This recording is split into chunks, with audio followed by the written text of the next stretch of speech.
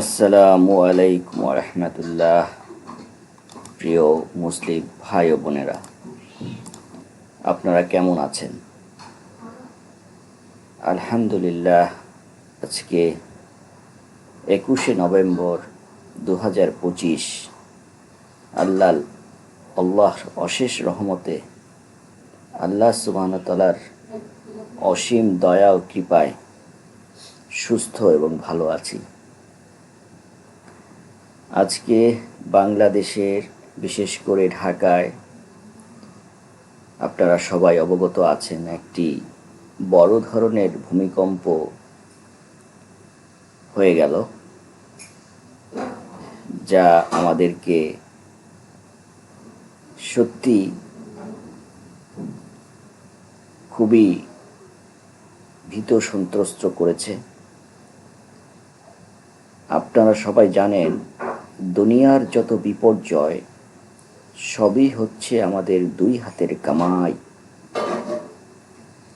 আল্লাহ সুবহানাহু ওয়া তাআলা আমাদের উপর যে সমস্ত গজব বিপদ আপদ দেন, সবই আমাদের পাপের কারণে দেন।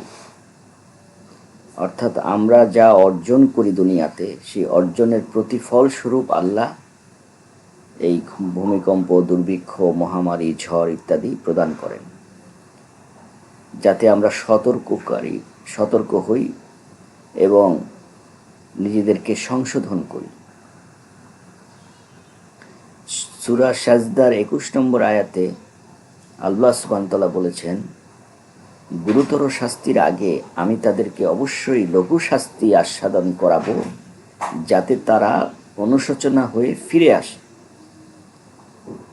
সুতরাং বড় ধরনের শাস্তির আগে আল্লাহ সুবহানাহু ওয়া তাআলা আমাদেরকে যে ছোট ছোট শাস্তি দেন বা সিমটম জানিয়ে দেন, এগুলো হচ্ছে বড় ধরনের শাস্তি অপেক্ষা করছে, যদি আমরা সংশোধন না হই। আল্লাহ সুবহানাহু ওয়া তাআলা পাপাচারী জাতিদেরকে, সীমা লঙ্ঘনকারী জাতিদেরকে এভাবে প্রাকৃতিক বিপর্যয় দিয়ে, ভূমিকে উল্টিয়ে দিয়ে শাস্তি দিয়েছেন, যেটা আমরা পূর্ববর্তী কওমদের কাছ থেকে, পূর্ববর্তী নবী রাসূলদের ইতিহাস থেকে আমরা জানতে পারি। সূরা হিজরের 73 থেকে 74 নম্বর আয়াতে আল্লাহ সুবহানাহু ওয়া তাআলা বলেছেন, সূর্য উদয়ের সময় তাদেরকে বিকট এক আওয়াজে এসে পাকড়াও করল, অতঃপর আমি সে জনপদকে উল্টিয়ে দিলাম এবং তাদের উপর চিহ্নযুক্ত পাথর বর্ষণ করলাম। আল্লাহ মাফ করো। তো আমরা সেই সমস্ত পাপাচারী জাতির মতো হতে চাই না। হে আল্লাহ, আমাদেরকে তুমি নেককার বান্দা হিসাবে তোমার সৎকর্মশীল বান্দাদের সাথে আমাদেরকে যুক্ত করে দাও। আল্লাহ সুবহানাহু ওয়া তাআলা সূরা হাক্কার 6 থেকে 8-এ আদ জাতিকে ধ্বংস করে দিয়েছিলেন মহা টর্নেডো দিয়ে। 8 দিন অবিরাম সেই মহা টর্নেডো হয়েছিল। আপনি তাদেরকে দেখতে পেতেন আশার ছিন্ন ভিন্ন খেজুর বৃক্ষের মতো ভূপাতিত হয়েছে। আপনি কি তাদের কোনো অস্তিত্ব দেখতে পান? আল্লাহ,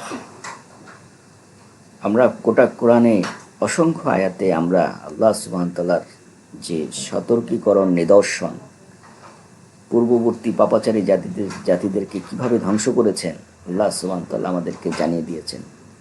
তারপরও আমরা সতর্ক হই না। সুনানে তিরমিজি থেকে একটি প্রসিদ্ধ হাদিস, আবু হুরায়রা রাদিয়াল্লাহু থেকে বর্ণিত, রাসূল সাল্লাল্লাহু আলাইহি ওয়াসাল্লাম বলেন, যখন জিহাদলব্ধ সম্পদকে ব্যক্তিগত সম্পদ মনে করা হবে, অর্থাৎ গনিমতের মালকে নিজের মাল মনে করা হবে, যখন জাকাতকে জরিমানার মতো মনে হবে, পার্থিব লাভের আশায় শিক্ষা গ্রহণ হবে, যখন স্ত্রীর আনুগত্য, মাতার অবাধ্যতা, বন্ধুর নিকট এবং পিতাকে দূরে সরিয়ে রাখবে, যখন মসজিদ সমূহে হট্টগোল শুরু হবে এবং পাপাচারী ব্যক্তি, নিকৃষ্ট ব্যক্তিরা নেতা হবে, নিস্তম ব্যক্তি তার সম্প্রদায়ের প্রধান হয়ে যাবে, বাদ্যযন্ত্র গায়িকা নারীর প্রচলন হবে, আল্লাহ তখন অভিশাপ ওই সমস্ত লোকদেরকে অভিশাপ দিবেন এবং অগ্নিবায়ু দিয়ে প্রতীক্ষা করো। ভূমিকম্প, ভূমিধস, আকৃতি বিকৃতি হয়ে যাওয়া ইত্যাদির মাধ্যমে বিপর্যয় নেমে আসবে। যেমন মালার সুতা ছিঁড়ে গেলে একটির পর একটি দানা পড়তে থাকে। সুতরাং আল্লাহ সুবহানাহু ওয়া তাআলার কাছে আমরা পানা চাই।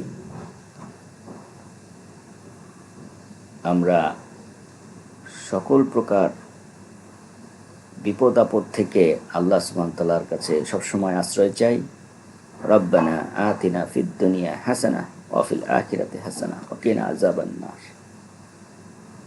হে আল্লাহ, আমাদেরকে সীমা লঙ্ঘনকারী জাতির সাথে শামিল করো না, আমাদেরকে শামিল করো সেই সমস্ত সৎকর্মশীলদের সাথে যাদেরকে তুমি পথভ্রষ্ট করো।